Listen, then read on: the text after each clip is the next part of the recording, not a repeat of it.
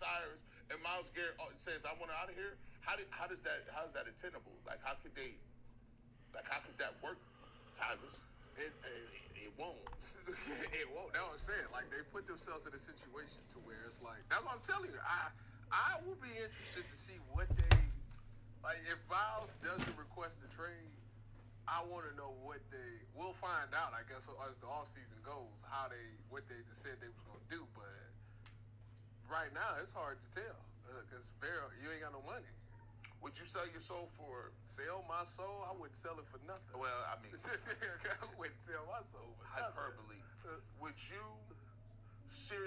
two seriously think about Justin Fields or Kirk Cousins? And I'm gonna start with Kirk Cousins because it's easier to sell Kirk Cousins if I came to Myles Garrett and said, look, Kirk played terrible last year, but so did Deshaun. So Kirk played garbage last year, but so did Jameis Winston.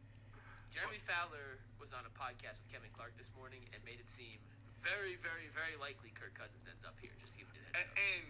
And at least with Kirk Cousins, I watched the quarterback show. Kirk Cousins, high character guy. He's one of those dudes where it's like, have you ever gone from a guy that, just plays quarterback and he goes out and it seems like he puts as much time and effort into the game plan as you, but you play a different position? Yeah. And you be like, hey, dog, you with me kicking it, and you're a quarterback. That shouldn't happen. I'm a D lineman. I only got 2 reads. I need to know. I need to know. You see what I'm saying? You don't have the time that I have. You don't got that leeway. But then you get another quarterback that come in, and then he's damn near a graduate assistant. Like, he old, he married, he got a kid, he don't go nowhere. He invite the offensive lineman over. He in the playbook. I was like Jimmy G when I was in San Fran. I was like when they got Jimmy G over CJ Beathard. You was like, wow. My boy CJ too. You like looking at it. You like, well, look, man. Then Myles Garrett meet with him, and then Kirk Cousins give him that good old that speech about what he done been through and climbing a mountain and grabbing a rope and all that good stuff. And you come away and be like, you know what?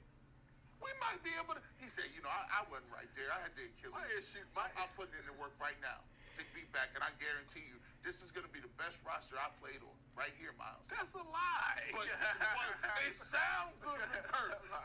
Kirk will have you. He then came for praise and worship service on Tuesday night. Kirk will have you in here being like, you know what? We might got something with this. What is Kirk Cousins' numbers this season? This season, we already told you he played terrible. He threw for 3,500 yards. He played 14 games. Okay. 3,500 yards, 18 touchdowns, leads the NFL with 16 picks. Okay. Over his last, because he had a stretch where he played pretty well, but over his last 5 games, he threw 1 touchdown and 9 picks. Okay. So how many picks Jameis throw? He has 12 this year.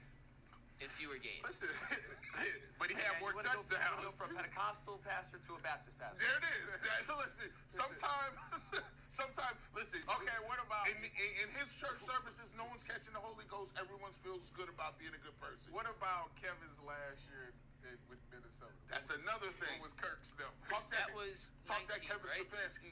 Yeah, I think he became the coach in 20, so 19. Yeah, so 19, Kirk played 15 games, threw for 3,600 yards, 26 touchdowns, 6 interceptions. Listen, that's Kevin Stefanski's wet dream. Talk that Kevin Stefanski, Kirk Cousins connection. And then you see, I'm playing. All I know is devil's advocate all right now. I know is this, is that right now, with the talent that he got, with Drake London, Mooney, Kyle Pitts, and Bijan Robinson, with a pretty good offensive line, they ain't running the playbook. You better get out of here with that. They're not running in Atlanta what he's comfortable with. He can't really move like that. He got the Achilles.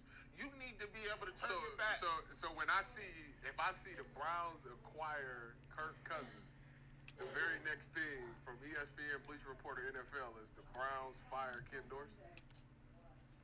Yeah, that's happening. I don't think Dorsey's back regardless. Probably not. Yeah. But I mean, what's the point of even having the conversation?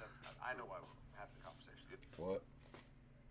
I had to reschedule that circulation doctor, but if I'm gonna have morning hours, like 9 to 5, or 11 to 12. I mean, 11 I'm being sarcastic, but like Kirk Cousins, if he comes here, we're not winning anything with Kirk Cousins. Oh no, it's a beautiful smoke screen. It's an 8 and 9 smoke screen. Maybe 7 and 10, whatever the 7-11. What is the? How many games they played? 18 or something.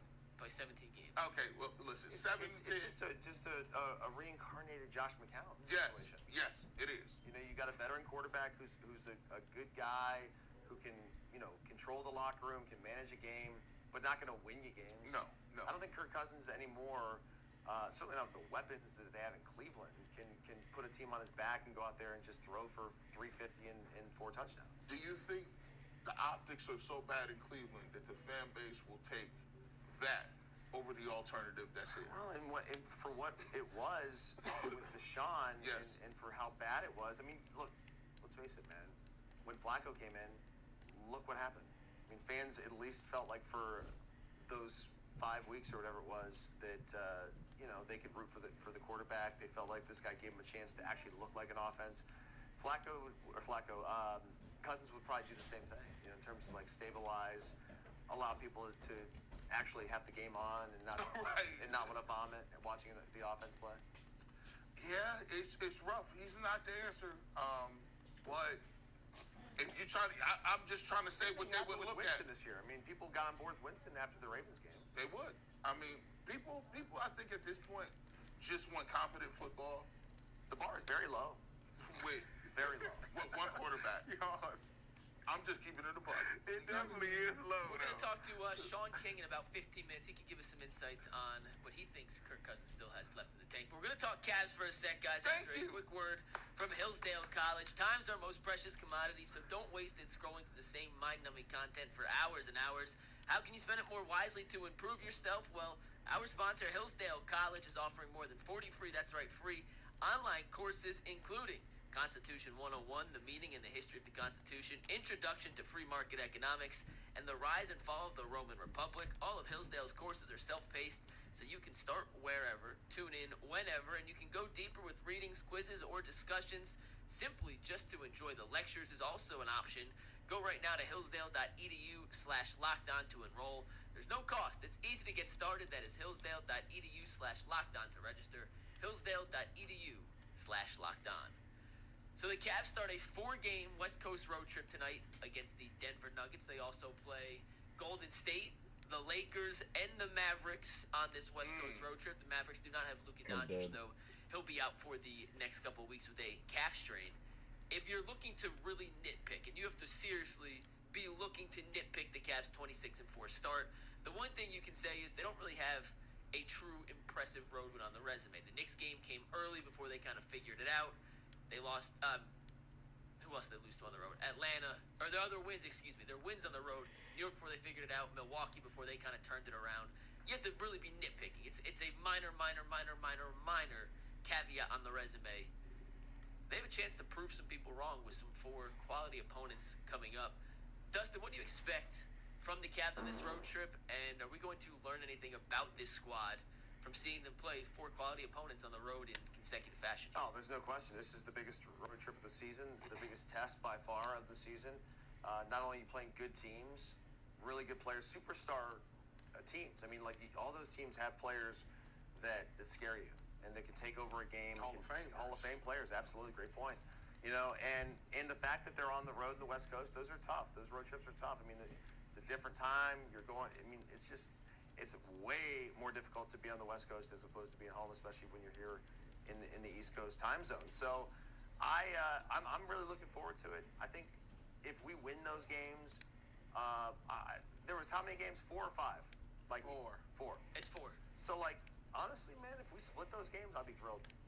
I agree with you. It's something about it's not just basketball; it's all sports. Anytime you go to the West Coast, weird stuff happens. You have the Guardians, the Cavs, the Browns. Anytime we go to the West Coast, we don't do well. Yeah, and we have to we have to wake up and read about it too. Yeah, that's true too. Because a lot of times we're not staying up till 1 a.m. Yeah, they ain't coming on to probably 10 o'clock. But I agree with you. If they split those games, I'm happy with that. Obviously, they've been playing really good basketball. The Denver one is, out of all those, is the one that probably scares us the most because of Jokic and what he's doing, even though the rest of his supporting staff has been all right. Jamal Murray, I don't know what's going on with him. He They don't like him in Denver. He couldn't score the other night. Yeah, On Christmas, he couldn't score. Yeah, he had 13 points. It blew my parlay. That's how I know. Same. I took him on the over and Tell he us blew how you it. feel. I was sick. I should have took him on the under. But anyways, yeah, the Denver one scares me because of the Joker and all of those things. And I feel like even though we beat them the last time, I think he still was really good in that game. So obviously he can take over. And him being at the center position just makes it just all difficult. When you talk about Golden State, I'm not really worried about the Golden State unless Steph just shoot lights out like he did on Christmas where he dang near won them that game. Did y'all see that? When he tied it up with the 35-footer. Yeah. But he ain't really been doing that like that lately. I mean, obviously the Christmas game was good, but he's kind of not been the same. The Lakers, you don't know what to expect from the Lakers anytime. They are so inconsistent. Yeah. And you don't know if LeBron's going to be you healthy. You don't know if AD's going to be healthy. LeBron might get you 30, but he might get you 10. Like, it's ridiculous. Right. And then AD might play the whole game. He might play 2 minutes and just check out. Like, it's weird. That's a weird one. You could have a night where D'Angelo Russell gets you 35. Oh, Yeah, bullshit. so like that- the whole, like I said, it plays right into the West Coast trip. Like, you just don't know what to expect out there. So I don't know. Yeah, I'm with Dustin. If they